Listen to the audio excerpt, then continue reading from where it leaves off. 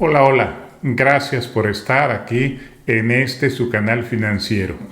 De verdad, la fuerte presión a la que ha estado sometida nuestra moneda en los últimos meses se debe a la mayoría absoluta que ha conseguido la izquierda y a la reforma inminente al Poder Judicial. No parece eso, cuando vemos que en lo que va del año el dólar ha subido por igual contra el peso que contra el real de Brasil y que ha presionado aún más al peso colombiano o al peso chileno. Eso quiere decir que la volatilidad, la fuerte presión, se deriva de diferentes factores externos, políticos, sí, y sobre todo monetarios y económicos, pero de los Estados Unidos. Vamos a comentar. Esta gráfica de finance.yahoo.com muestra la evolución del dólar contra el peso, el real de Brasil y los pesos de Colombia y de Chile. Aquí vemos hasta abril que mientras bajaba frente a nuestro peso, esta línea o área principal verde en forma de montaña, subía más contra el real de Brasil, la línea azul, y hasta 12% en 4 ocasiones respecto del cierre de año contra el peso chileno, obviamente la línea roja. Observen que en junio, al final del gran salto vertical, el dólar acumuló 10% de ganancia frente al peso, lo mismo que contra el real. Y en la última ola alcista en esta área, las líneas del dólar peso y dólar real ya están unidas y corren de nuevo juntas. Es decir, que a fin de cuentas, el alza del dólar ha impactado por igual a las dos monedas en lo que va del año. También hubo presión en junio contra el peso colombiano, esta línea amarilla, y claro, de nuevo contra el peso chileno. Observen que precisamente a fines de junio el dólar volvía a acumular alrededor de 8% de ganancia frente a la tercia de pesos, mexicano, colombiano y chileno, mientras alcanzaba el 17% de subida contra el real. Y luego de que diera cierto respiro en julio, el dólar regeneró el 10% de subida ante el peso chileno, al tiempo que se aceleraba a una ganancia de 19% contra el real y de 15% contra el peso mexicano. El grado de daño sobre cada una de las 4 monedas comenzó a diferenciarse, a hacerse dispar en las últimas semanas de agosto. Luego de esta recaída de mediados de mes, retomó entonces el deslizamiento hacia abajo contra los pesos colombiano y chileno, en tanto que produjo un tercer rebote frente al real y frente al peso mexicano. No obstante, en los días recientes, en la última semana de agosto, ya se percibía, vean acá, que el dólar frente al peso colombiano y frente al peso chileno iba a torcer, estaba ya torciendo de nuevo hacia arriba. Han habido 4 olas alcistas del dólar entre abril y agosto. En esta tabla concentro cómo han impactado a cada una de las monedas.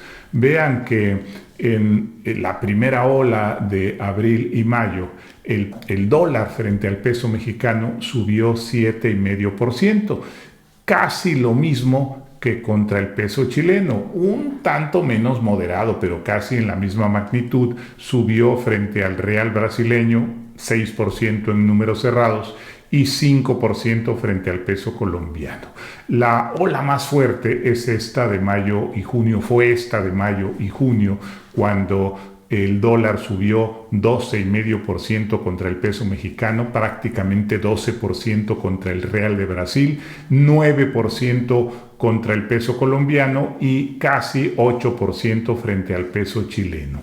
Estuvo más suave, en cambio, la tercera ola de julio y agosto, que hizo que el dólar subiera casi 11% frente al peso mexicano, pero ya 6% sobre el real de Brasil, también el 6% sobre el peso colombiano y poco más del 5% sobre el peso chileno. Y hasta el momento más suave todavía, la última ola, la de agosto, en la que el dólar sube frente al peso mexicano poco más de 6%, 4% frente al real de Brasil, 3% frente al colombiano y poco más de 1% sobre el peso chileno. Desde luego, esas 4 olas de volatilidad, de cambios abruptos, se debieron a caídas en las bolsas de valores. No fueron alzas exclusivas en el mercado cambiario, no, fue una oleada que impactó por igual en todos los mercados financieros e incluso en los commodities o mercaderías. El Nasdaq perdió 7% en abril, 2% en junio y 13% en agosto. El índice Standard & Poor's 500 cayó 6% en abril, 2% en julio y 9% en agosto. El índice Dow Jones cayó 5% en abril, también 5% en junio y 9% en agosto. En ese entorno, con estos datos, vemos que el dólar hubiera reaccionado frente al peso aun cuando la izquierda en México no hubiese obtenido en su momento la mayoría calificada, ni la consecuente reforma judicial tuviera posibilidades de ser aprobada.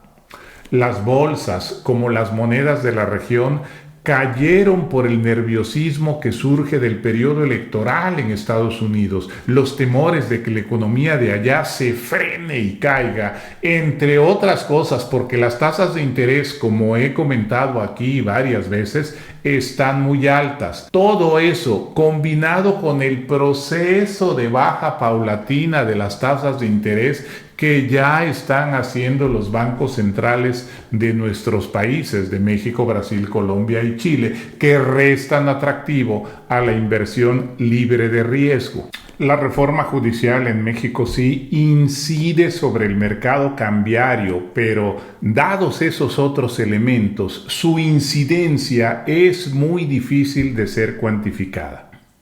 Ahora, la tendencia bajista del dólar peso pasaba de 4 años. 4 años de baja continua, se dice fácil.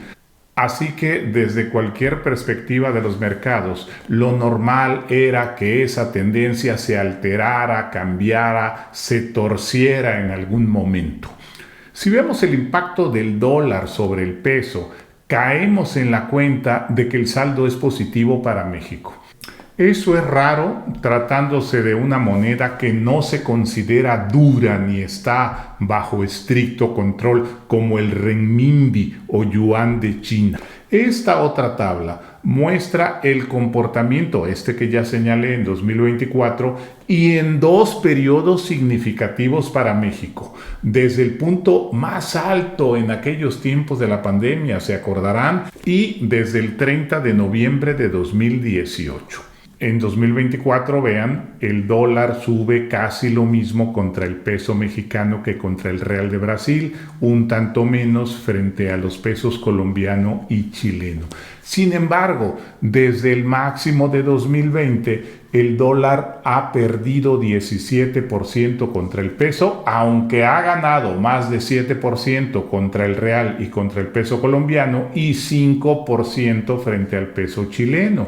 Y desde el 30 de noviembre de 2018, muy representativo para México, el dólar ha perdido hasta el cierre de agosto casi 3%. Frente al real de Brasil en ese periodo ha subido casi 46%, frente al peso colombiano más de 29% y frente al peso chileno más de 36%. Sí, el tipo de cambio puede estar influido en mayor o menor medida por factores políticos, pero no es el caso de la mayoría de Morena y aliados o de la reforma al Poder Judicial. Fíjense que durante la campaña presidencial de 2020 allá en Estados Unidos, en plena pandemia y con los mercados financieros en vías de recuperación de la drástica caída que sufrieron en el primer trimestre, el dólar rebotó frente al peso alrededor de 5% en 2 ocasiones, dentro de lo que ya era una marcada trayectoria de baja del tipo de cambio. Eran tiempos de inicio de un largo periodo de expansión monetaria, de dinero a costo cero en Estados Unidos y en el mundo. El último tramo de esta contienda electoral de 2024 tiene una particularidad. Va a incidir un mes sobre el presidente saliente de México y un mes sobre la presidenta entrante. En función de cómo vayan las encuestas y de la política que delineen el candidato republicano y la aspirante demócrata para nuestro país, para la frontera sur y para China inclusive, pueden ser meses de presiones adicionales. La calma relativa irá ganando terreno si la candidata demócrata avanza en los sondeos. Y claro, si como se espera, comienza el periodo de baja de tasas de interés por la Reserva Federal. A solo un mes de hacer el balance definitivo del sexenio actual en México, la variación del dólar contrasta con la de los 8 gobiernos anteriores. 54 años, más de medio siglo. Nuestro nuevo gobierno va a tener el reto enorme de hacer habitual que el tipo de cambio ya no suba como subía en los sexenios anteriores, sino que se comporte como en el actual, el que está por terminar, y de propiciar la continuidad de la fortaleza del peso. ¿Podrá este nuevo gobierno nuestro hacer lo necesario para que el peso siga fortalecido de manera consistente? Ese puede ser el verdadero dilema, el verdadero trasfondo que están considerando los inversionistas. Eso es todo por ahora. Te agradezco tu atención, espero por supuesto tus opiniones, tus puntos de vista, tus comentarios y nos vemos aquí pronto en tu canal financiero. Gracias.